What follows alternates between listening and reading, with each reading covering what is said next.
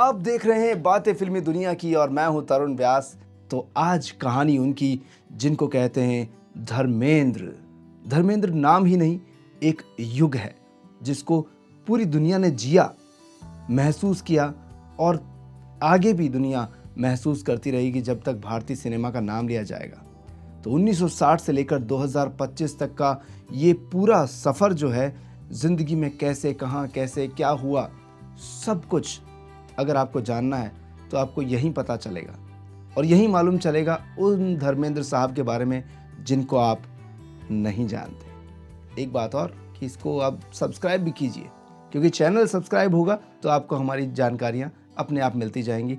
और एक और चैनल है जहाँ पर बंचेस में बहुत सारी बायोग्राफीज़ हैं जो आप देखकर सोचेंगे क्या कमाल चीज़ें बनाई है।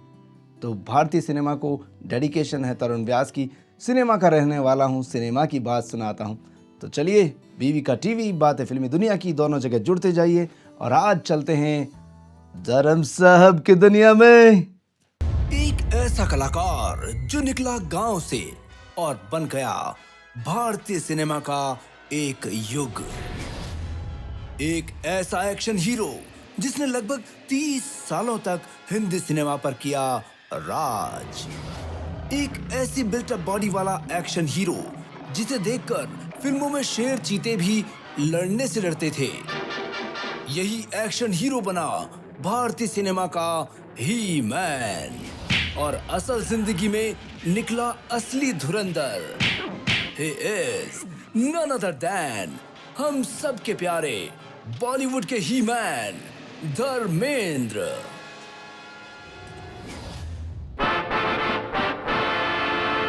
फानूस बन के जिसकी हिफाजत हवा करे, वो शम्मा क्या बुझे जिसे रोशन खुदा करे। कमजोरों की मदद करना और जालिमों के सर कुचलना मेरा धर्म है, इसलिए माँ बाप ने मेरा नाम भी धर्म रखा है। वैसे तुम्हारी शक्ल धर्मेंद्र से मिलती है। हाँ जी, लोग भी कभी कभी कहते कि मैं धर्मेंद्र जैसा हूँ। मेरे डौले भी वैसे हैं जी। बसंती, इन कुत्तों के सामने मत नाचना।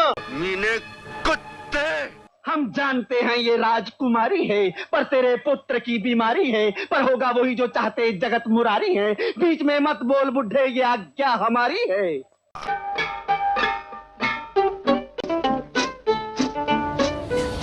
धर्मेंद्र जी का असली नाम है धर्मेंद्र केवल कृष्ण देओल। प्यार से सभी ने धर्म पाजी कहते हैं। इनका जन्म हुआ था 8 दिसंबर साल 1935 में। जगह थी पंजाब का एक गांव नसराली। और इस छोटे से गांव से निकलकर धर्मेंद्र जी ने बॉलीवुड में अपने कदम जमाए और बने लीजेंड। इनके पिताजी का नाम था केवल कृष्ण देओल, जो कि गांव के स्कूल में हेडमास्टर हुआ करते थे। और इनकी माँ थी सतवंत कौर। ये 2 भाई थे। इनके भाई का नाम था अजीत सिंह देओल। ये एक पंजाबी हिंदू जाट परिवार था और इनका पैतृक गांव था डांगौन, जो कि पखोवाल तहसील रायकोट लुधियाना में आता है। धर्म जी का बचपन बीता था साहनेवाल गांव में और वहीं पर पढ़ाई लिखाई हुई। आर्य हाई स्कूल और गवर्नमेंट सीनियर सेकेंडरी स्कूल लालटन कला लुधियाना से। और इसी स्कूल में इनके पिताजी हेडमास्टर हुआ करते थे। धर्म जी का पढ़ाई में मन नहीं लगता था, इसीलिए सिर्फ मैट्रिक तक ही पढ़ाई की थी। और जिस कॉलेज से पढ़े थे उसका नाम था रामगढ़िया कॉलेज फगवाड़ा। और साल 1952 में इन्होंने अपनी मैट्रिक पास की थी। स्कूल के वक्त से ही इन्हें फिल्मों का बड़ा शौक था। कई बार अपनी माँ को कहा करते थे कि मैं हीरो बनना चाहता हूँ माँ। ये फिल्म एक्टिंग का शौक छोड़ दे। क्यों एक्टर इंसान नहीं होते माँ? और फिल्में देखने का शौक तो इन्हें इतना था कि साल 1949 में रिलीज हुई फिल्म दिल लगी को इन्होंने तकरीबन 40 से भी ज्यादा बार देखा और सुरैया के बड़े फैन बन गए। अक्सर क्लास में पहुंचने के बजाय सिनेमा हॉल में नजर आते थे और इसके कारण ही पिताजी से बहुत डांट भी खाया करते थे। माँ को फिर जाकर कहते थे, मुझे स्कूल जाना पसंद नहीं है, मुझे स्कूल से निकलवा दो, क्योंकि पिताजी मुझे स्कूल के बच्चों में सबसे ज़्यादा डांटते हैं। अब मेरा स्कूल जाने का मन बिल्कुल भी नहीं करता। अक्सर अपने दिल की बात अपनी माँ को इसलिए बताते थे क्योंकि इनकी माँ इनकी सबसे अच्छी दोस्त थी। इनके पिताजी कभी भी नहीं चाहते थे कि ये अभिनय के रास्ते पर चलें। वो इन्हें एक प्रोफेसर बनाना चाहते थे, लेकिन धर्मेंद्र का सपना तो सिर्फ फिल्मों में काम करना था और इनकी माँ ने इनका बहुत साथ दिया। यहाँ ये बात गौरतलब है कि दिलीप कुमार को देखकर ही धर्मेंद्र ने फिल्मों में काम करने का मन बनाया था और वो फिल्म थी शहीद। एक्टर बनने के ख्वाब बचपन से ही धर्मेंद्र जी के मन में अब उमड़ते जा रहे थे। Any past experience? जी नहीं, माफ कीजिएगा, आप सिर्फ नाम लिख दीजिए। ठीक है। और अब इनकी पहली नौकरी भी लग गई और वो थी रेलवे में एक क्लर्क की नौकरी और उस वक्त तनख्वाह मिलती थी 125 रुपए।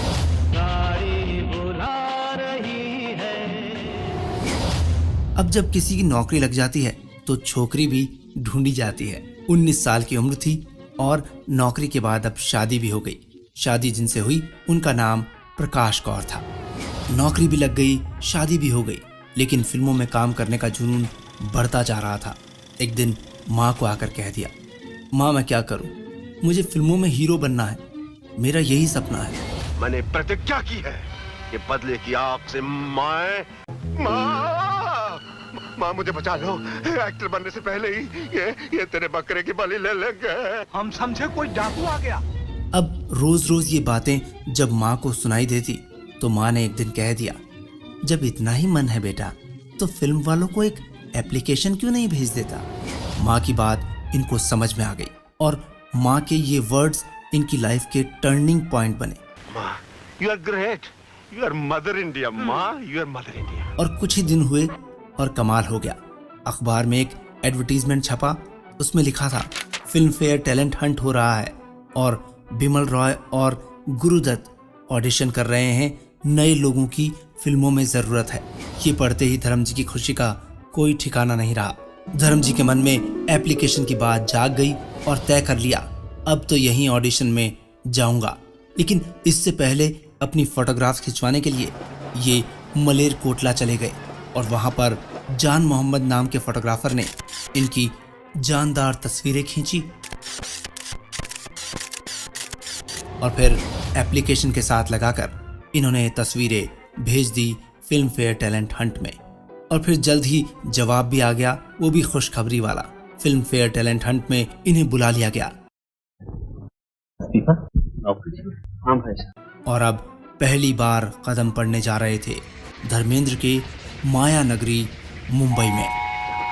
और यहाँ ये गौरतलब है कि इस कॉन्टेस्ट को जीतने वाले को एक हिंदी फिल्म में काम करने का मौका मिलता था और इस कॉन्टेस्ट के सभी कंटेस्टेंट को देवानंद की फिल्म की शूटिंग दिखाई जाती थी। सेट पर ले जाकर दूर से दिखाया जाता था कि कैसे फिल्म शूट हो रही है, कैसे देव साहब एक्टिंग करते हैं। लेकिन देवानंद ने दूर से धर्मेंद्र को देख लिया और देखते ही इनकी पर्सनैलिटी से इम्प्रेस होकर बोल पड़े, हे भगवान, तुमने ऐसी शक्ल मुझे क्यों नहीं दी। धर्मेंद्र, क्या तुम मेरे साथ लंच करना चाहोगे। अब बात करें टैलेंट हंट कंपटीशन में जीतने के बाद धर्मेंद्र के साथ क्या हुआ, तो यहाँ ये बात तो है कि जीते जरूर थे और फिल्म भी मिली थी, लेकिन वो फिल्म कभी बनी ही नहीं। देखो, दिल छोटा ना करो, हिम्मत से काम लो। जुहू में एक छोटे से कमरे में रहा करते थे धर्मेंद्र जी। स्ट्रगल के दौरान धर्मेंद्र साहब के साथ ऐसा भी हुआ था कि खाना खरीदने के पैसे नहीं थे। थके हारे अपने जब रूम पहुंचे तो वहाँ टेबल पर रूम पार्टनर का एक पैकेट रखा हुआ था। इन्होंने सोचा कोई खाने की चीज है, ये खा गए। वो था ईसब गोल का पैकेट। भूख मिटाने के लिए खा तो लिया, पर सुबह हालत खराब हो गई। डॉक्टर के पास जब ये गए तो डॉक्टर साहब ने माजरा सुना और कहा, भाई तुम्हें दवा की नहीं, खाने की ज़रूरत है। तो सुपर डुपर स्टार धर्मेंद्र साहब ने ऐसा वक्त भी देखा था जब खाने को कुछ नहीं था। तुम ये बचा हुआ खाना खाता, मेरे को अच्छा नहीं लगता। और इसी दौरान इनके दोस्त बने थे मनोज कुमार जी।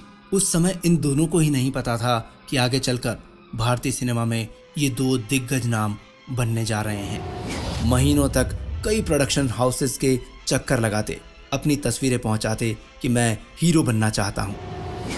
बंदे को भी अदाकारी की बीमारी है, जरा अंदर जाने की इजाजत दिला दें तो नहायत मशकूर होऊंगा आपका। और आखिरकार इन्हें सफलता मिली।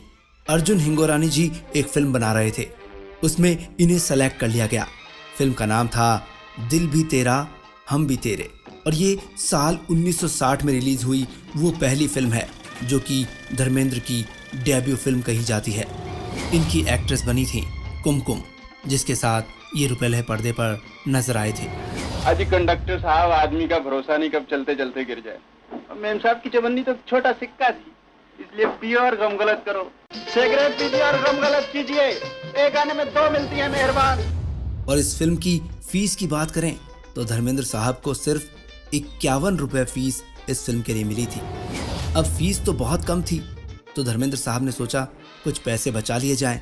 तो शूटिंग के समय फिल्म के डायरेक्टर अर्जुन हिंगोरानी जी के गैरेज में ही रहने लगे थे धर्मेंद्र जी, और इस पहली फिल्म ने ही इन्हें बीमार भी कर दिया था।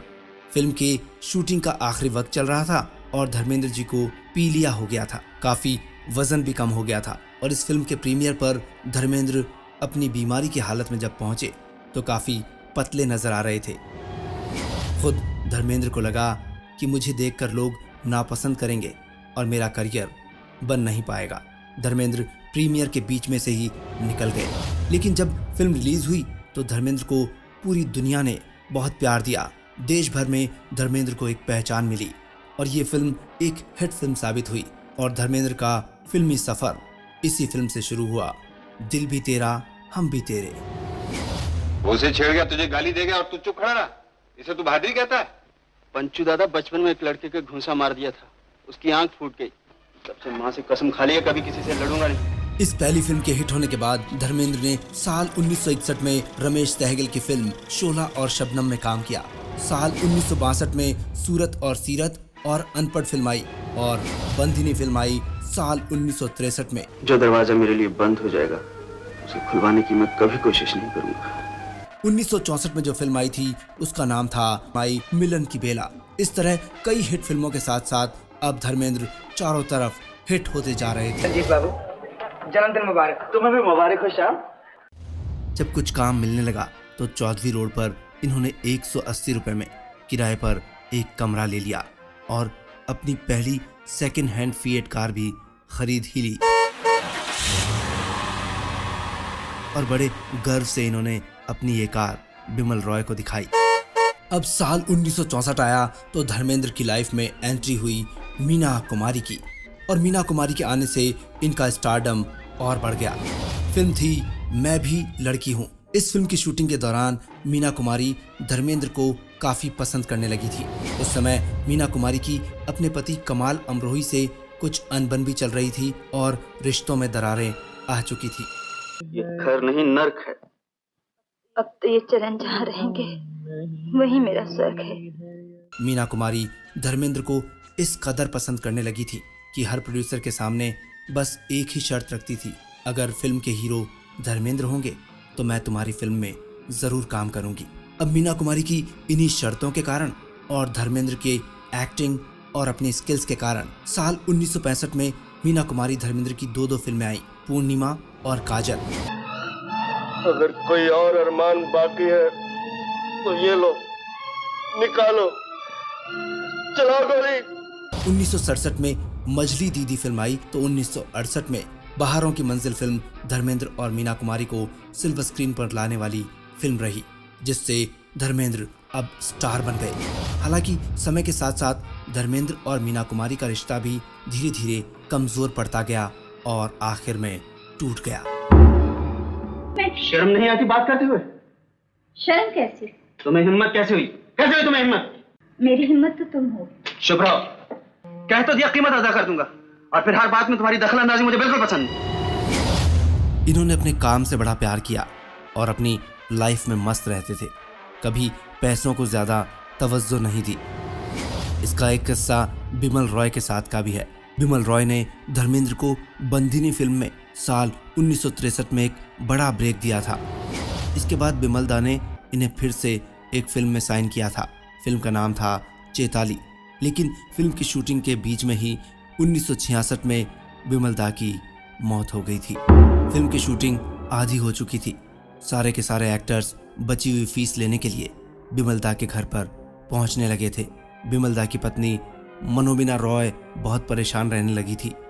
जब धर्म जी को इस बात का पता चला था तो वो एक पैसों से भरा ब्रीफकेस लेकर बिमल दा के घर पहुंचे थे और उनकी पत्नी को कैश देते हुए धर्मेंद्र जी ने कहा था, बिमल दा के मुझ पर बहुत एहसान है, आज मुझे मौका मिला है उनके एहसान चुकाने का।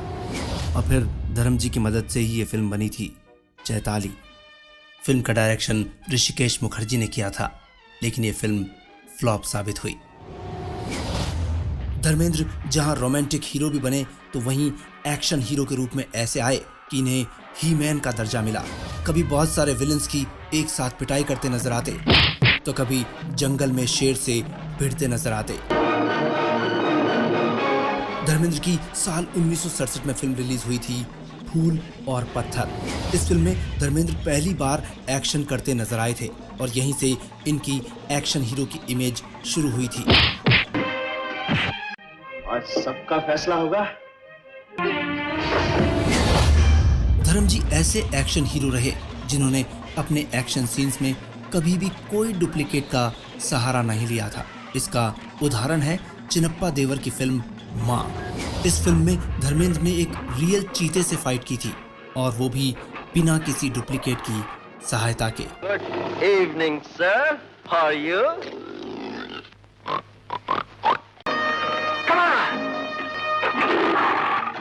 ये फिल्म साल 1976 में रिलीज हुई थी। इनके एक्शन का एक किस्सा कर्तव्य फिल्म का भी है। कर्तव्य फिल्म की शूटिंग के दौरान धर्मेंद्र पर पिंजरा खुलते ही एक शेर ने हमला कर दिया था, लेकिन धर्मेंद्र जी ने अपनी दिलेरी दिखाई और उस शेर की गर्दन ही पकड़ ली थी। पूरे सेट पर इससे अफरा तफरी फैल गई थी और बाद में उस शेर को कंट्रोल किया गया।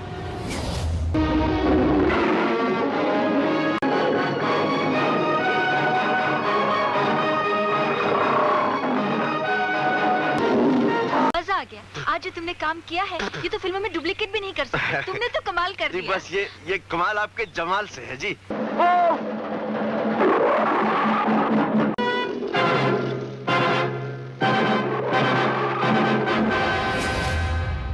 कई हिट एक्शन फिल्में धर्मेंद्र को लेकर आई, जिसमें 1976 में चरस, धर्मवीर साल 1977 में।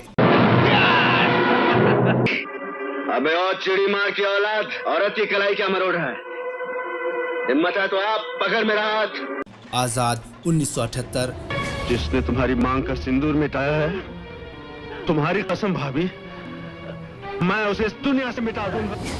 साल 1982 में इनकी 4 एक्शन फिल्में रिलीज हुई।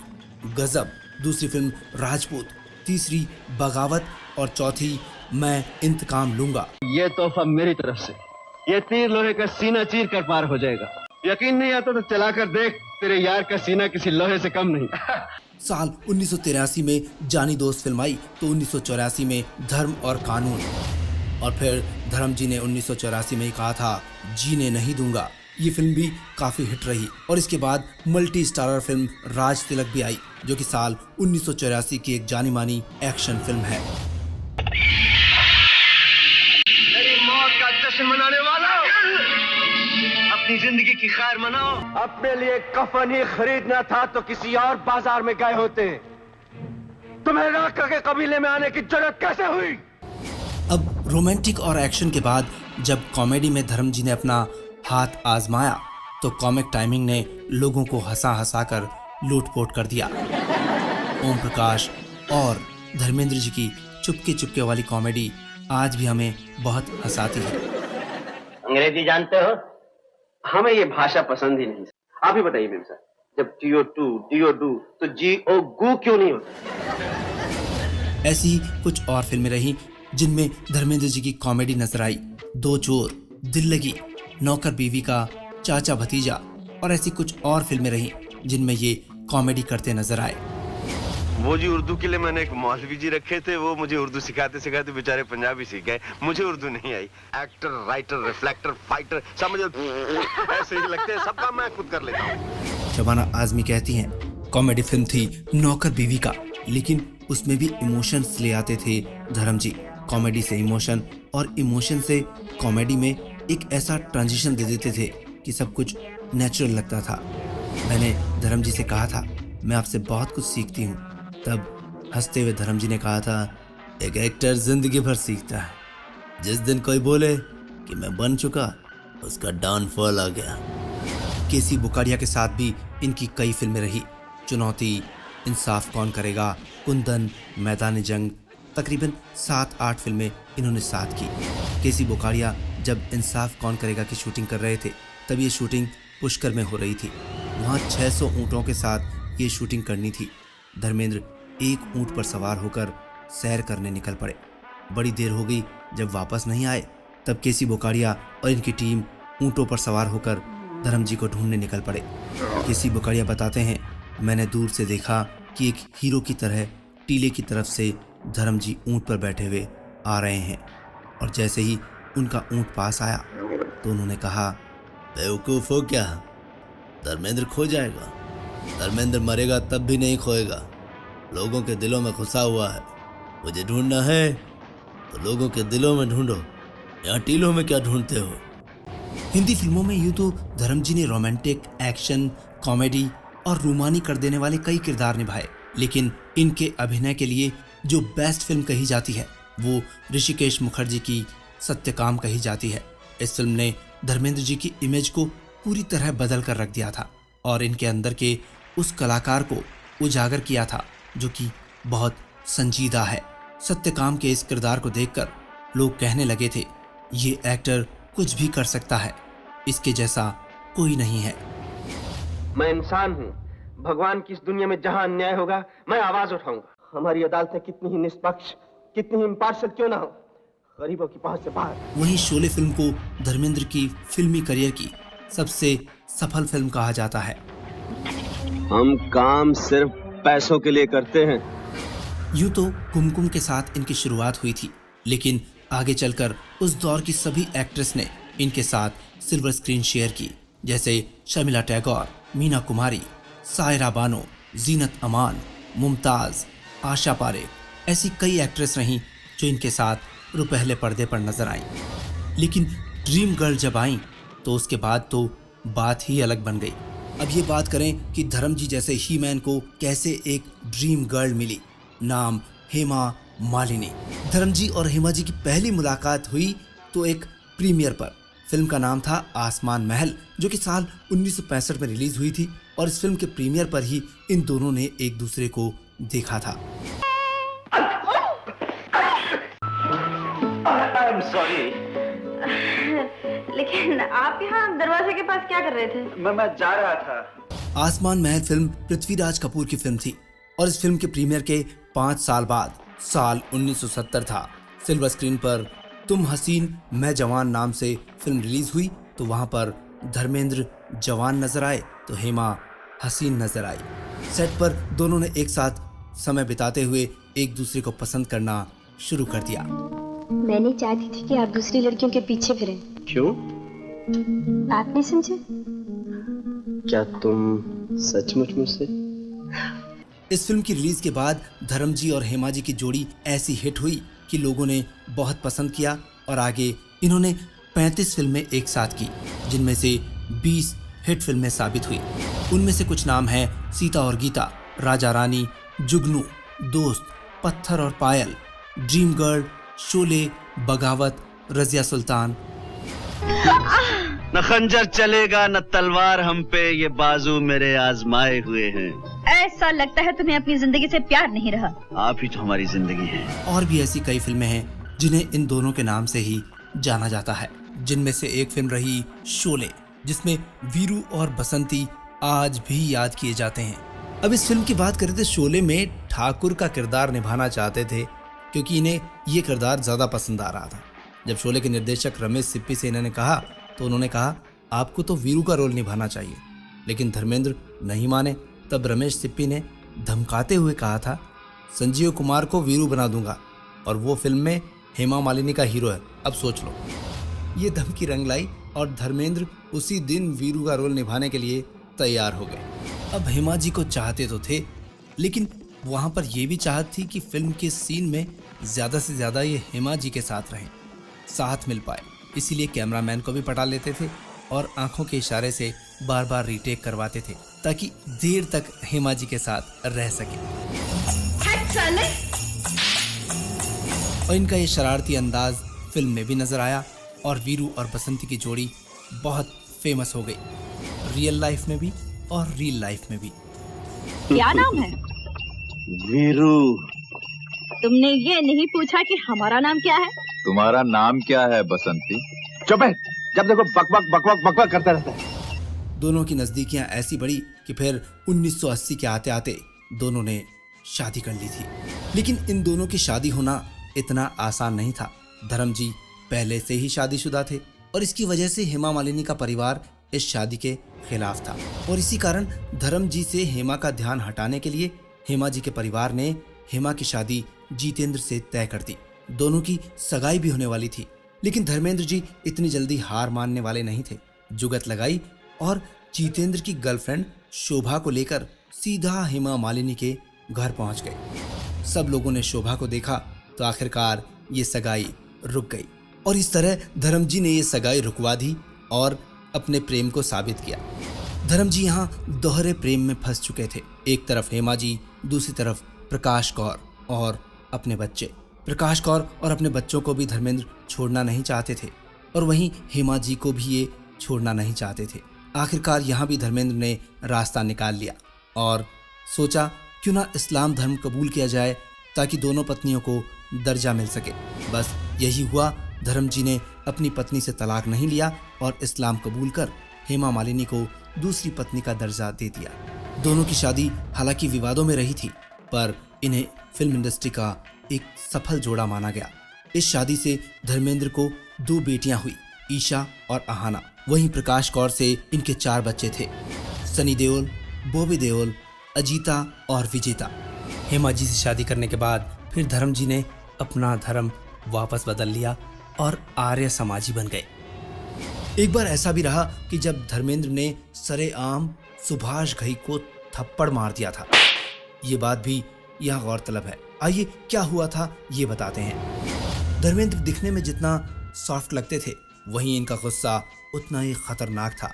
इनके बारे में कहा जाता है कि जब अपनी पत्नी हेमा मालिनी को लेकर ये ज्यादा पॉजेसिव और प्रोटेक्टिव थे, तो ऐसे में कोई भी हेमा मालिनी के बारे में कुछ भी बोल देता या कोई ऐसा कुछ कर देता जो कि हेमा जी को अच्छा ना लगे, तो फिर धर्मेंद्र को गुस्सा आना लाजमी था। साल 1981 में फिल्म रिलीज हुई थी क्रोधी। इसकी शूटिंग के दौरान डायरेक्टर सुभाष घई चाहते थे कि स्विमिंग पूल के एक सीन में हेमा मालिनी स्विमिंग सूट पहने, लेकिन हेमा ऐसा करने को तैयार नहीं थी। हेमा जी ने कहा था कि मैं रिवीलिंग ड्रेस पहन लूंगी, लेकिन स्विमिंग सूट कभी नहीं पहनूंगी। लेकिन सुभाष घई बार बार जिद करते रहे। जब ये बात धर्मेंद्र को पता चली तो वो बड़े गुस्सा हो गए। गुस्से में आकर धर्मेंद्र ने सुभाष घई को एक के बाद एक कई थप्पड़ जड़ दिए थे। बाद में हुआ ये कि इस झगड़े के बाद सुभाष घई इतना घबरा गए थे कि उन्होंने उस सीन को ही फिल्म से हटा दिया था। धर्मेंद्र उन दिनों इस गुस्से के लिए इतना चर्चा में रहे कि इसी वजह से उन्हें एंग्री यंग मैन भी कहा जाने लगा। लेकिन ये गुस्सा सिर्फ परिवार वालों को बचाने के लिए था। दूसरी तरफ अपने से बड़ों का बहुत सम्मान करते थे। दिलीप साहब को अपने बड़े भाई की तरह मानते थे और अक्सर उनके पैरों में ही बैठा करते थे और जब भी वक्त मिलता तो तुरंत दिलीप साहब से मिलने उनके बंगले पर चले जाते थे। इनकी माँ के साथ का एक किस्सा बड़ा मज़ेदार है। धर्मेंद्र रोज़ाना अपनी माँ के पैर दबाया करते थे। एक दिन नशे में रात भर पैर दबाते रहे तो सुबह जब माँ की नींद खुली तो उन्होंने बेटे से बहुत मजाकिया अंदाज में कहा, अच्छा पैर दबाया है, ऐसा है तो फिर रोज़ पिया करो। एक वक्त ऐसा भी आया जब धर्मेंद्र जी प्रोड्यूसर बने, लेकिन वो भी अपने बेटे को लॉन्च करने के लिए। बेटे का नाम था अजय सिंह देओल, जो कि प्रकाश कौर के बेटे थे। इनका फिल्मी नाम बना सनी देओल और वर्ष 1983 में इन्हीं के लिए धर्मेंद्र ने एक फिल्मी कंपनी खोली जिसका नाम था विजेता फिल्म्स और इसी प्रोडक्शन कंपनी के बैनर तले बनी फिल्म बेताब, जो कि अमृता सिंह और सनी देओल की डेब्यू फिल्म कही जाती है। साल 1983 में ये फिल्म रिलीज हुई थी और इसी फिल्म के साथ इन्होंने सनी देओल को लॉन्च कर दिया। और इस फिल्म के तकरीबन 12 साल बाद अपने छोटे बेटे बॉबी देओल को भी विजेता फिल्म्स ने लॉन्च किया और वो फिल्म थी बरसात। ये फिल्म 1995 में आई थी। धर्मेंद्र जी ने बॉबी देओल के साथ सुपरस्टार राजेश खन्ना जी की बेटी ट्विंकल खन्ना को भी लॉन्च किया था। और बॉबी देओल के बाद फिर इन्होंने अपने भतीजे को भी लॉन्च किया, और जिस फिल्म से लॉन्च किया उस फिल्म का नाम था सोचा ना था, और भतीजे का नाम अभय देओल। एक बात यहाँ ऐसी भी है जो सबको शॉक कर देती है और सोचने पर मजबूर करती है। धर्म जी और सनी देओल दोनों ही एक साथ उन दिनों फिल्मों में काम कर रहे थे। एक तरफ बेटा होता था, दूसरी तरफ पिता, और खास बात ये होती थी कि दोनों की हीरोइंस कई बार सिल्वर स्क्रीन पर सेम ही होती थी। यानी एक तरफ डिम्पल कपाड़िया एक फिल्म में धर्म जी के साथ है, तो दूसरी फिल्म में डिम्पल कपाड़िया सनी देओल की एक्ट्रेस बनी नजर आती थी। और ऐसी दूसरी भी कई अभिनेत्रियां रहीं जिनके साथ ऐसा होता था। पिता और पुत्र दोनों ही सिल्वर स्क्रीन पर एक ही हीरोइन से इश्क लड़ाते नजर आते और गाने गाते दिखाई देते थे। धर्मेंद्र जी ऐसे एक्टर रहे जिन्होंने कई बार ये साबित किया कि मैं दमदार एक्टर हूँ, मैं धर्म हूँ। साल 1973 आया था, तब इनकी एक साथ 7 फिल्में सफल रही थी। इनमें नाम थे जुगनू, यादों की बारात, लोफर, कहानी किस्मत की, झील के उस पार और ब्लैकमेल। इसके बाद साल 1987 आया तो इन्होंने फिर से हिट फिल्मों की झड़ी लगा दी। हुकूमत, आग ही आग, लोहा, इंसानियत के दुश्मन, वतन के रखवाले, इंसाफ की पुकार और इंसाफ कौन करेगा। इस बार भी 7 फिल्में इनकी सुपर डुपर हिट रही। धर्म जी ने अब आगे चलकर कैरेक्टर्स वाले रोल भी निभाना शुरू कर दिया था। साल 2004 में life in metro film release हुई थी। इसमें इनकी एक्टिंग को खूब सराहा गया, और इसके बाद और भी कई फिल्में रहीं जिनमें ये कैरेक्टर रोल निभाते नजर आए। एक बार मीडिया ने भी धर्मेंद्र जी से सवाल पूछ लिया था कि क्या आप अपने बेटों और भतीजों को ही प्रमोट करते हैं, क्या कभी अपनी बेटियों को भी करेंगे। इस पर धर्म जी ने अपने काम से जवाब दिया, और एक फिल्म रिलीज हुई टेल मी ओ खुदा, जिसमें ये ईशा देओल के साथ काम करते नजर आए और अपनी बेटी को इस फिल्म से प्रमोट भी किया, और इस तरह सबका मुंह बंद कर दिया था धर्म जी ने। साल 2007 आया तो इन्होंने दोनों बेटों के साथ फिल्म में काम किया, और ये फिल्म भी इन्हीं के बैनर की थी। नाम था अपने। साल 2011 आया तो टेलीविजन स्क्रीन पर भी इंडियाज गॉट टैलेंट में ये जज बने नजर आए थे। साल 2023 में भी टीवी पर हिस्टोरिकल सीरीज में नजर आए जिसका नाम था ताज डिवाइडेड बाय ब्लड। ये Z5 पर दिखाई जाती है। इसमें सलीम चिश्ती का किरदार धर्मेंद्र जी ने निभाया था। धर्म जी को बहुत से अवार्ड भी मिले और बहुत लोगों ने प्रेज भी किया। भारतीय सिनेमा ने सबसे प्रभावशाली व्यक्तियों में से इन्हें एक माना था, और शुरुआती करियर के दौरान इन्हें दुनिया के सबसे हैंडसम पुरुषों में चुना गया था। धर्मेंद्र जी के सबसे बेहतरीन अभिनय के प्रदर्शनों में ऋषिकेश मुखर्जी की फिल्म सत्यकाम को याद किया जाता है, और वहीं अमिताभ बच्चन के साथ वीरू के किरदार यानी शोले फिल्म को याद किया जाता है। और धर्म जी की इस शोले फिल्म को 50 सालों की सबसे बेस्ट फिल्म कहा गया है। मुझे सिर्फ इतना याद है, इस कमीने के आदमियों ने मेरे जय की जान ली है और मैं इसका खून पी जाऊंगा। सन 2022 में भी अगर धर्म जी की हम पहचान को देखें तो जब आउटलुक इंडिया ने 75 बेस्ट एक्टर्स की एक लिस्ट बनाई, उसमें धर्म जी का नाम शामिल था, और उस वक्त धर्म जी की उम्र थी 86 साल। धर्म जी ने एक बार चुटकी लेते हुए कहा था, हर बार पुरस्कार के लिए सूट सिलवाता हूँ, लेकिन मुझे कभी कोई पुरस्कार मिला ही नहीं, केवल लाइफ टाइम अचीवमेंट अवार्ड ही मिले हैं। एक्टिंग करने का मतलब मेथड एक्टिंग नहीं है, बल्कि अपने कैरेक्टर में पूरी तरह डूब जाना है, वो भी सहजता और आत्मीयता से। मैं ऐसा इंसान हूँ जो खूबियों में भी खामियां ढूंढता हूँ, और यही मेरी सबसे बड़ी ताकत है। मैंने कभी किसी की नकल नहीं की।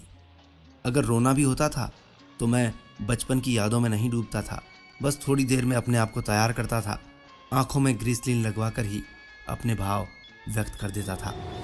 धर्म जी कहते थे कि पहली बार जब मुंबई आया था तो यहाँ के संघर्ष को देखकर फिल्मी दुनिया मुझे कल्पना से भी ज़्यादा कठिन लगने लगी थी। कई जगह तिरस्कार झेले, गांव वापस लौटने का मन भी बनाया, लेकिन फिल्मों में काम करने के सपने ने मुझे रोके रखा। लेकिन एक बात समझ नहीं आती, शॉक कर देती है कि इतने प्रतिभाशाली अभिनेता को कभी भी कोई भी बेस्ट एक्टर वाला अवार्ड नहीं दिया गया। हालांकि कई बार नॉमिनेशंस में आए लेकिन कभी अवार्ड नहीं मिला और ऐसे में ये फिल्म फेयर अवार्ड भी सवालों के घेरे में आ जाते हैं। साल 1965 में पहली बार इन्हें अवार्ड के लिए सेलेक्ट किया गया और वो था बेस्ट सपोर्टिंग एक्टर वाला अवार्ड। फिल्म का नाम था आई मिलन की बेला, लेकिन ये अवार्ड इन्हें नहीं मिला था।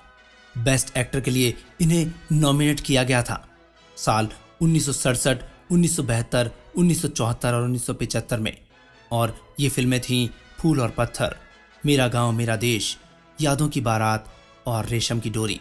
ऐसे ही 1984 में बेस्ट कॉमेडियन के लिए भी इन्हें सेलेक्ट किया गया, लेकिन अवार्ड नहीं मिला।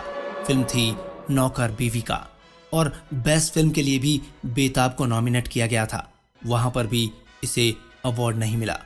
कभी नहीं मिला। मैंने 60s में सत्यकाम की, अनुपमा की, फूल और पत्थर की बहुत सी फिल्में गोल्डन जुबली हुई, लेकिन मुझे अवार्ड नहीं मिला। मुझे 37 साल हो गए। मैं हर साल सूट सिलवाता था, उसकी मैचिंग टाई ढूंढता था कि शायद मुझे अवार्ड मिल जाए लेकिन नहीं मिला। बहरहाल धर्म जी तो अपने आप में खुद इतने बड़े अवार्ड थे कि अवार्ड को कोई अवार्ड क्या देगा। लेकिन साल 1991 में इनकी घायल फिल्म को बेस्ट फिल्म का अवार्ड ज़रूर मिला था। 1997 में 42वें फिल्म फेयर अवार्ड सेरेमनी में धर्मेंद्र को लाइफ टाइम अचीवमेंट अवार्ड से नवाजा गया, और ये अवार्ड इनके फेवरेट कलाकार दिलीप कुमार ने खुद धर्मेंद्र को दिया था। और उस वक्त दिलीप कुमार साहब ने कहा था, जब मैंने पहली बार धर्म को देखा था और देखते ही मुझे मेरे दिल में एक उमंग पैदा हुई कि अल्लाह मुझको ऐसे ही बनाया होता तो क्या था।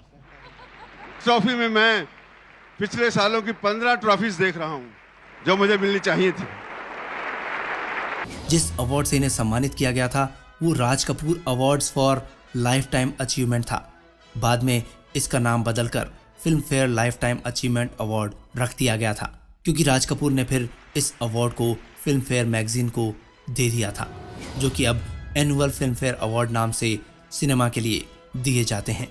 धर्म जी को भारतीय सिनेमा में उनके योगदान के लिए एक स्पेशल अवार्ड दिया गया था, कलाकार अवार्ड। और भी कई अवार्ड मिले जिनमें कई लाइफ टाइम अचीवमेंट अवार्ड हैं, कभी जी सिने अवार्ड में, तो कभी पुणे इंटरनेशनल फिल्म फेस्टिवल में, कभी आईफा में, और कभी Apsara film and television producers guild award में, और एक बार न्यू जर्सी में भी इन्हें लाइफ टाइम अचीवमेंट अवार्ड से नवाजा गया था। धर्म जी ने अपने 60 साल के फिल्मी करियर में तकरीबन 300 फिल्मों में काम किया, और ऐसा काम किया कि लोग उन्हें हमेशा याद करते रहेंगे। वर्ष 2012 में भारत सरकार ने धर्म जी को 3rd हाईएस्ट सिविल ऑनर से सम्मानित किया था, और धर्म जी के नाम के आगे जुड़ गया था पद्म भूषण धर्मेंद्र। आगे चलकर अभिनेता से फिर धर्मेंद्र जी नेता भी बने, और ये सफ़र शुरू हुआ बीकानेर से। सन 2000 था और इलेक्शंस में खड़े हुए धर्म जी, और फिर बीकानेर सीट से इन्होंने जीत हासिल की थी और बन गए थे मेंबर ऑफ पार्लियामेंट, राजनेता धर्मेंद्र। फिल्म अभिनेता गोविंदा की बात धर्मेंद्र के साथ जोड़ें तो वो धर्मेंद्र के बड़े फैन रहे थे। गोविंदा की जब पत्नी गर्भ से थी तब उन्होंने धर्मेंद्र का पोस्टर अपने घर में लगवाया था, ताकि आने वाला बच्चा धर्मेंद्र साहब की तरह खूबसूरत हो। ये बात जब धर्मेंद्र को पता चली थी तो उनकी आंखों में आंसू आ गए थे। वहीं जाने माने अभिनेता ऋतिक रोशन भी धर्मेंद्र के बड़े फैन थे। बचपन से ही कमरे में धर्मेंद्र का बड़ा सा पोस्टर लगा कर रखते थे। कई साल पहले जब ऋतिक रोशन की हेड सर्जरी हुई थी तब ठीक होते ही पहला फ़ोन उनके पास धर्मेंद्र जी का ही गया था। अब धर्म जी के दोस्तों की बात करें, इनकी दोस्ती कई लोगों के साथ रही। धर्म जी अपना पक्का और सबसे पहला दोस्त मनोज कुमार को कहते थे। अमिताभ बच्चन के लिए ये कहते थे कि दोस्ती शोले की शूटिंग के दौरान बनी थी और इसके बाद आज भी हम एक दूसरे का बहुत सम्मान रखते हैं।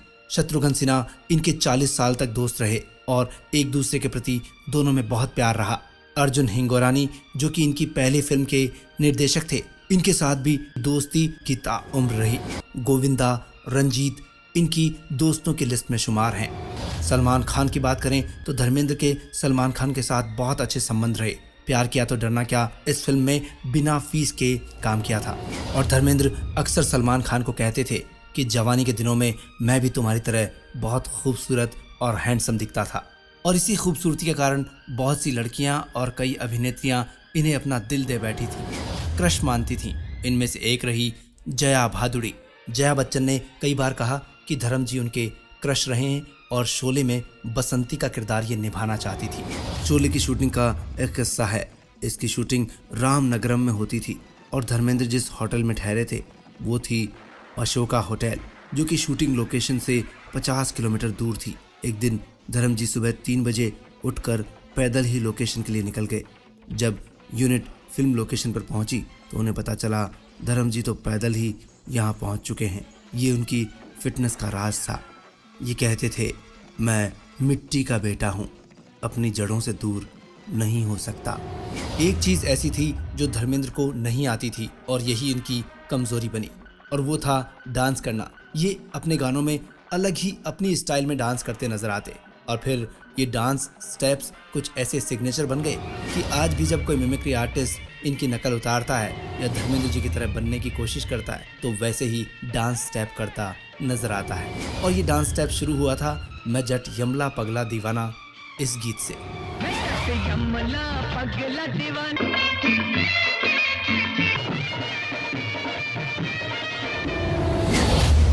अब इनकी लाइफस्टाइल की बात करें, इनकी पसंद नापसंद की बात करें तो बहुत ही सिंपल लाइफस्टाइल था धर्मेंद्र का। लोनावाला में अपने फार्म हाउस में रहा करते थे जहां पर इन्होंने गायें भैंसें भी पाली हुई थी। ऑर्गेनिक सब्जियों को उगाने से लेकर ताज़ा फलों तक की खेती इनके फार्म हाउस में हुआ करती है और घर का देसी खाना बहुत पसंद करते थे धर्मेंद्र। उम्र के हिसाब से रोज़ाना हल्के फुल्के व्यायाम करना, स्ट्रेचिंग करना, हल्की फुल्की फिजियोथेरेपी लेना, ये इनका रोज़ाना का रूटीन था। इसके अलावा खुद को एक्टिव बनाने के लिए धर्मेंद्र ने एक बेहतरीन तरीका निकाला था। आटा चक्की में खुद ही आटा पीसते थे और एक ऐसा वीडियो इन्होंने शेयर भी किया था जहां ये साइकिलिंग कर रहे हैं और आटा पिसता जा रहा है। ऐसे ही कई इन्होंने सोशल मीडिया पे अपने वीडियो शेयर किए जहां पर ये कई बार फ्रूट्स के साथ में नजर आते, कई बार अपने फार्म हाउस में चेयर लगाकर बैठते और कई बातें लोगों से किया करते थे। हीमैन धर्मेंद्र का एक बिजनेस भी रहा और वो बिजनेस था गरम धरम ढाबा। जी हाँ, ये एक बिजनेस चेन रही जहाँ पर गरम धरम ढाबा नाम से एक चेन चली जो कि आज भी मशहूर ढाबा चेन है। धर्मेंद्र जी ने कुछ बी ग्रेड फिल्मों में भी काम किया था। जब आलोचना इनके बेटे सनी देओल तक पहुंची थी तो सनी के कहने पर इन्होंने उन फिल्मों में काम करना फिर बंद कर दिया था। इनके कुछ फेवरेट डायलॉग्स की बात करें तो दुनिया ने सिल्वर स्क्रीन पर इनके डायलॉग सुने तो दीवाने हो गए। यादों की बारात फिल्म में साल 1973 में डायलॉग आया, कुत्ते कमीने मैं तेरा खून पी जाऊंगा, कुत्ते मैं तेरा खून पी जाऊंगा। 1975 की शोले फिल्म में डायलॉग था, एक एक को चुन चुन के मारूंगा, चुन चुन के मारूंगा, गब्बर सिंह। धर्मवीर फिल्म साल 1977 की थी। वहां डायलॉग था, अगर तकदीर में मौत लिखी है तो कोई बचा नहीं सकता, अगर जिंदगी लिखी है तो कोई माई का लाल मार नहीं सकता। साल 1985 की गुलामी फिल्म का डायलॉग था, कभी जमीन से बात की है ठाकुर, ये जमीन हमारी माँ है। शोले फिल्म का एक और डायलॉग फेमस रहा, बसंती इन कुत्तों के सामने मत नाचना। इस कहानी में इमोशन है, ड्रामा है, ट्रेजेडी है, ये दुनिया बहुत बुरी है शांति, जो कुछ देती है बनने के बाद देती है। फिल्म जीने नहीं दूंगा का डायलॉग रहा, ये तूफान तो सो रहा था अमन के बादलों को अपना तकिया बनाकर, इसे जगाया भी तुमने है और उठाया भी तुमने। और यमला पगला दीवाना साल 2011 की फिल्म थी जिसमें डायलॉग था, ओए इलाका कुत्तों का होता है शेरों का नहीं। ओए इलाका कुत्तों का होता है भैंड के टके, शेर का नहीं। धर्म जी की पारिवारिक लाइफ को देखें तो दो पत्नियां तो रही और बच्चे भी दोनों तरफ रहे, लेकिन इन्होंने बराबर दोनों तरफ प्यार दिया और दोनों ही पत्नियां सुख और शांति के साथ इनके साथ रहीं। लेकिन यहाँ ये बात गौरतलब है कि हेमा जी को भी इसका श्रेय देना चाहिए क्योंकि हेमा जी इनकी दूसरी पत्नी थी, लेकिन उन्होंने भी ऐसा इनका साथ निभाया कि कभी भी कोई शिकायत नहीं की और ना ही कभी इनके दूसरे घर गई। और दोनों ही तरफ बेटे और बेटियों में भी आपस में प्यार रहा और एक दूसरे का सम्मान करते रहे। धर्म जी को इनके दोनों ही बेटे बहुत ज़्यादा प्यार करते थे। सनी देओल और बॉबी देओल जब भी किसी इंटरव्यू में बात करते, अपने पिता के साथ नजर आते या फिर कहीं और अपने पापा की बात कर रहे होते थे तो अपने आप उनकी आंखों से आंसू झड़ने लगते थे। ये पिता और पुत्र के प्यार को दर्शाता है। धर्मेंद्र अपने परिवार को बहुत प्यार करते थे और सभी को सपोर्ट करते थे और इनके भाई अजीत सिंह देओल भी इसी कारण फिल्मों में अभिनेता भी बने और निर्माता भी बने। धर्मेंद्र के साथ 1975 में प्रतिज्ञा फिल्म में इनके भाई नजर आए, साथ में मेहरबानी फिल्म आई और फिर पंजाबी फिल्म पुत जट्टा दे में भी ये दोनों साथ नजर आए थे। अजीत सिंह देओल अभय देओल के पिता थे। इनका निधन 23 अक्टूबर 2015 को हो गया था। धर्मेंद्र का एक भरा पूरा परिवार रहा, जहां बेटे बेटियां, पोते पोतियां, नाती नातिन सबको धर्मेंद्र का बहुत प्यार मिला। बेटे सनी देओल की शादी हुई थी एक एंग्लो इंडियन परिवार में। उनकी पत्नी का नाम है पूजा। सनी देओल के 2 बेटे हैं, करण और राजवीर। इनके बेटे बॉबी देओल की पत्नी का नाम है तान्या आहूजा। इनके भी 2 बेटे हैं, आर्यन और धर्म। पिताजी के नाम पर ही बॉबी देओल ने अपने बेटे का नाम धर्म रखा था। धर्मेंद्र और प्रकाश कौर की 2 बेटियां थी, विजेता देओल और अजीता देओल। विजेता देओल की शादी हुई थी बिजनेसमैन विवेक गिल से। इनके 2 बच्चे हुए थे, बेटी प्रेरणा गिल और बेटा साहिल गिल। वहीं अजीता देओल अमेरिका के कैलिफोर्निया में रहती है। वो एक मनोवैज्ञानिक, डेंटिस्ट और टीचर है। अजीता की 2 बेटियां हैं, निकिता चौधरी और प्रियंका चौधरी। ईशा देओल की शादी हुई थी भरत तख्तानी से। इनके भी 2 बेटियां रही, राध्या और मिराया। इनकी बेटी आहना देओल के पति भी बिजनेसमैन हैं, नाम है वैभव वोहरा। इनके 3 बच्चे हुए, जुड़वा बेटियां और 1 बेटा। 2015 से 2020 के बीच धर्म जी को कई बार अलग अलग तरीके से हेल्थ के इश्यूज हुए थे। कभी बैक पेन, कभी मसल स्ट्रेन, कभी वीकनेस के लिए, कभी आंखों की प्रॉब्लम के लिए। 1960 के दशक से 2025 में 89 साल के होने तक भी धर्मेंद्र ने अभिनय को और अभिनय ने धर्मेंद्र को नहीं छोड़ा। दोनों साथ चलते रहे। अपने 2 ये फिल्म भी धर्मेंद्र के बैनर की फिल्म थी जो कि रिलीज होने वाली थी और इसमें धर्मेंद्र भी काम कर रहे थे। 2025 का साल इनके लिए थोड़ा कठिन रहा था। 31 अक्टूबर सन 2025 को ब्रीच कैंडी हॉस्पिटल में इन्हें भर्ती होना पड़ा और कारण था सांस लेने में दिक्कत होना। ठीक होकर घर चले गए और इसके तुरंत 9 दिन बाद 10 नवंबर 2025 को इन्हें फिर से दिक्कत हुई तो ब्रीच कैंडी हॉस्पिटल में लाया गया, लेकिन तबीयत ज़्यादा ख़राब थी। वेंटिलेटर सपोर्ट पर रखा गया और कंडीशन काफ़ी क्रिटिकल हो गई। बहुत से नेता अभिनेता इनसे मिलने पहुँचे और सबकी दुआओं ने असर किया और बहुत तेज़ी से रिकवरी हुई। और 11 नवंबर ऐसा दिन रहा जब ऐसा रूमर फैला कि धर्म जी इस दुनिया में नहीं रहे। बहुत बड़े बड़े मीडिया हाउसेस ने भी इस बात को प्रसारित कर दिया। बाद में उन्होंने माफ़ी भी मांगी क्योंकि धर्म जी के पूरे परिवार ने बड़े गुस्से से इस बात का जवाब दिया कि धर्म जी तो ठीक हो रहे हैं, ऐसी बातें क्यों करनी चाहिए। धर्म जी ने भी इस न्यूज़ को देखा तो बहुत दुखी हुए थे। सोच रहे थे कि लोग मेरे मरने की कितनी कामना कर रहे हैं। बड़े बड़े नेताओं ने ट्वीट किया और यहाँ तक कि फिल्मी हस्ती जावेद अख्तर ने भी पोस्ट में लिख दिया कि धर्म जी अब नहीं रहे। बाद में इन सभी पोस्ट को हटाना पड़ा क्योंकि धर्म जी के साथ ऐसा कुछ भी नहीं हुआ था। Be positive, think positive, life will be positive. मैं चुप हूं, बीमार नहीं। एनीवे, कुछ ना कुछ बात चलती रहती है, हवा उड़ती रहती है। बुरा मत सुनो, बुरा मत देखो, बुरा मत कहो। 23 नवंबर 2025 धर्म जी अपने घर जा चुके थे, लेकिन दोपहर तकरीबन 1 बजे के वक्त के आसपास इन्हें सांस लेने में दिक्कत हुई और धर्म जी की सांसें थम गई।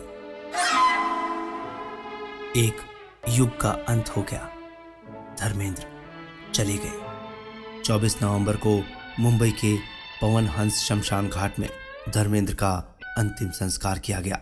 अमिताभ बच्चन, सलमान खान, आमिर खान ऐसे बड़े बड़े कलाकार इन्हें श्रद्धांजलि देने पहुंचे।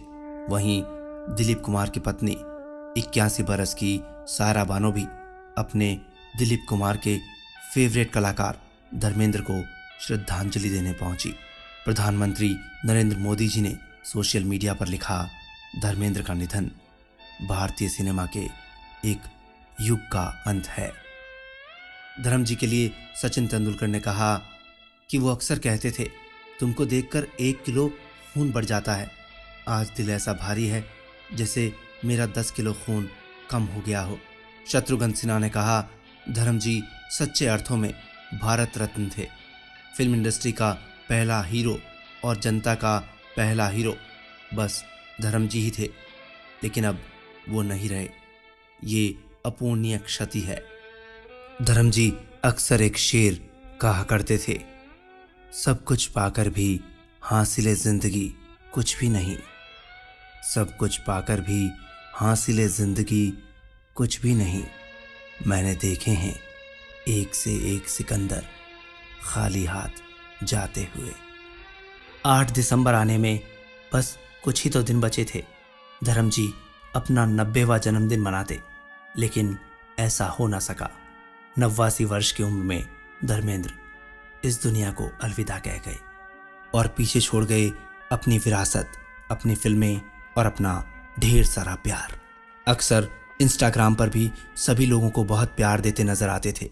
कभी शेर शायरियाँ सुनाते तो कभी लोगों को आशीर्वाद देते। बीवी का टीवी सलाम करता है धर्म जी को, जिन्होंने हमें दमदार बनना सिखाया, जिन्होंने हमें मस्त मौला बनना सिखाया, जिन्होंने हमें शायरी करना सिखाया, जिन्होंने हमें जीना सिखाया। Long live Dharmendra ji. धर्मेंद्र जी अमर रहे। जब भी भारतीय सिनेमा की बात होगी तब तब धर्म जी का नाम सुनहरे पन्नों में दिखाई देगा। सिनेमा के इतिहास में कुछ चेहरे सिर्फ पर्दे पर चमकते ही नहीं बल्कि दिलों में जगह बना लेते हैं। धर्मेंद्र एक ऐसी ही शख्सियत थे। पंजाब की मिट्टी से उठे, संघर्ष की धूप में तपे और फिर हिंदुस्तान के सबसे बड़े सितारों में शुमार हो गए और भारतीय सिनेमा का एक युग बन गए। तो आपने देखी ये शानदार बायोग्राफी। धर्मेंद्र साहब को हमने ये एक डेडिकेशन दी, उनको श्रद्धांजलि रही। और एक बात जो उनसे हमने सीखने को मिली कि ज़िंदगी में मिट्टी से जुड़े रहना चाहिए, क्योंकि जो मिट्टी से जुड़ा है वही आगे सफल होता है। फिल्में की, लेकिन उसके बाद में जब अपना जीवन बिताया तो बिल्कुल मिट्टी के साथ, खेती के साथ में फल उगाए। बहुत लोगों से मुलाकातें की, इंस्टाग्राम के ज़रिए पूरी दुनिया मिलने जाती थी उनके फार्म हाउस पर। जो मिले उनको सलाम, और जो ना मिल पाए वो ये बायोग्राफी के ज़रिए धर्मेंद्र साहब को और जान पाए। तो अब यही कहूँगा, अगली चीज़ क्या आने वाली है, जो बायोग्राफी आएगी वो बड़ी कमाल होने वाली है। इसके लिए सिर्फ इस चैनल को सब्सक्राइब कर लेना, वरना बाद में ढूंढते रह जाओगे, क्योंकि सर्चिंग में आएगा तभी मिल पाएगा। तो आज्ञा दीजिए तरुण व्यास को अगली बायोग्राफी तक के लिए। तब तक डूबे रहिए बॉलीवुड के प्यार में। अगर आपको ये कहानी दिल से छू गई हो तो लाइक ज़रूर करें।